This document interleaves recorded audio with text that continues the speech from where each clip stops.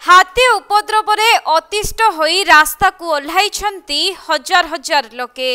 कंधमाल जिल्लार जी उदयगिरी एवं राइकिया अंचल जंगली दंता हाथीर उपद्रव दिनकु दिन बढ़ुथिबारु सेही हाथी को स्थानांतर पई दाबी करी आज हजार हजार महिला एवं पुरुष रैली रे बाहरिछंती।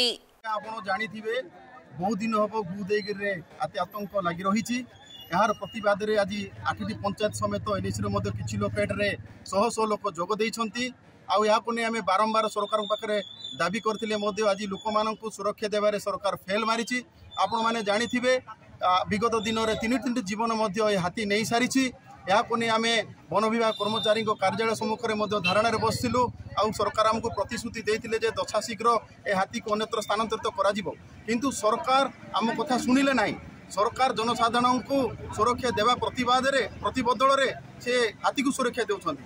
तेबे अंचलवासी रैली करिबा सहित राज्यपालक उद्देश्य रे स्थानीय तहसीलदार एवं मुख्यमंत्री उद्देश्य रे स्थानीय बीडीओ को दाबी पत्र प्रदान करिसंती। आपण माने जानिछंती विगत 3 मास रे जहा जहा अतिद्रव हेछि, किंतु से पछक मु जाउनी आजिरो आमे आपण माने जानिछंती 3 मास परे हमको समय देलु जाई कलेक्टर सार को भेटिलु। सबको अधिकार मानक आमे भेटिला परे भी आज पर्यंत आपण जानिछंती गतकाली भी गोटे दिबागुड़ा 2टा गाय मारिछंती। आज भी सुनिबा को मिलु जे जोटा के राइका ब्लॉक रो आडा हमर डांबारे गोटे गाय को मार देला हाथी।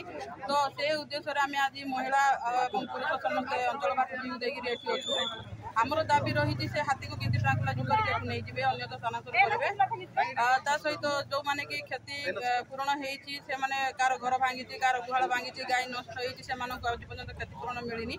सरकारंकर आ गोटे कथा से कहते पटाजार ना ताकू देई हबनी। तो आमे तार विकल्प व्यवस्था कौन अच्छी से केंद्र सहायता पाइबे से विषय नहीं कि आम आज राजरास्ता लेचु। आ मेन दाबी आमर हूँ हाथी को ये उठाई दाऊ। तेणुक आज जोटा आम आसीचु मेन राज्यपाल उद्देश्य आसीचु सहित मुख्यमंत्री को आम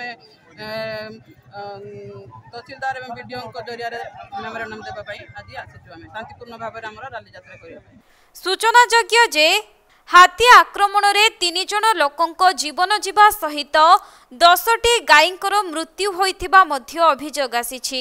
सेपटे हाथी उपद्रव जोगु अनेक लोकंको गुहाल घर एवं चाष जमी नष्ट होइथिबारु लोके सबु बेले हाथी भय रे रहुछंती।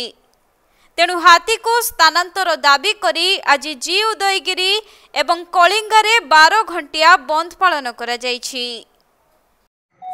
आज उदयगिरी अंचल 500 ରୁ 1000 बहुत आंदोलन आसी पहुँचती मो पाखे मेमोरांडम ये मसे रू 1.5 मास गोटे दंता हाथी रही बहुत धनजीवन नष्ट करूनी। 2 जन लोक मृत्यु होती 8-10टा गाई मृत हेलुणी। तेणु लोक मैंने अतिशय से आज उदयगिरी बंद डाकरा देती। काली आमर जनशुणी थी से उपजिलापाल मैडम बालीगुड़ा पीडी सारे आसते रेंजर एवं फरेस्टर को डाकिकी जिते शीघ्र पारुच स्ट्रांगुलाइज कर अन्यत्र नियंतु।